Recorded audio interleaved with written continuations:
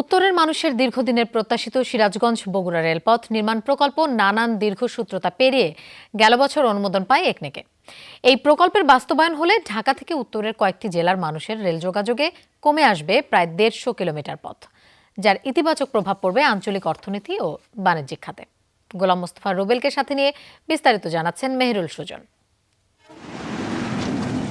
রাজধানী থেকে রেলপথে সিরাজগঞ্জ বগুড়া হয়ে উত্তরের শেষ প্রান্ত পর্যন্ত বেশ কয়েকটি জেলার মানুষকে গন্তব্যে পৌঁছাতে পাড়ি দিতে হয় প্রায় 450 কিলোমিটার।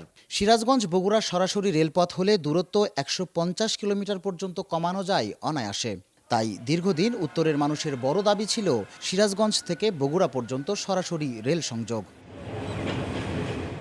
গেল এক দশকে এই দুই জেলার জনসভা থেকেই প্রধানমন্ত্রী রেলপথ নির্মাণের প্রতিশ্রুতি দিয়েছিলেন।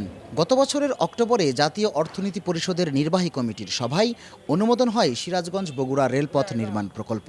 এরপর থেকেই আশায় বুক বেঁধেছে এ অঞ্চলের মানুষ।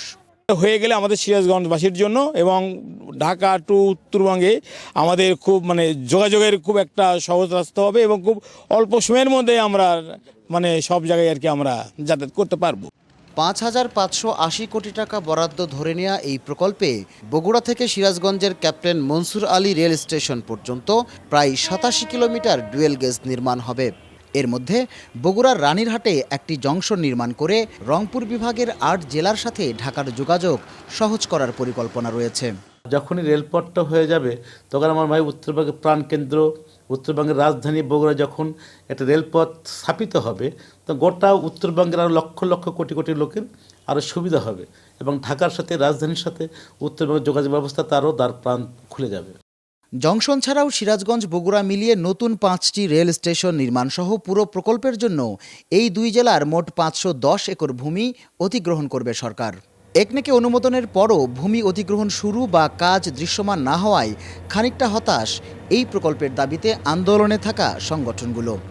একনেকের বৈঠকে পাশ হওয়ার পর এখন আর কোনো কার্যক্রম দেখছি না। যদি কাজ শুরু না হয় তাহলে আমরা বাধ্য হয়ে আমরা আবার রাজপথে নামবো, আমরা আন্দোলন করব, কারণ আমাদের এই আন্দোলনটা তো আমরা থামিয়ে দেই নাই।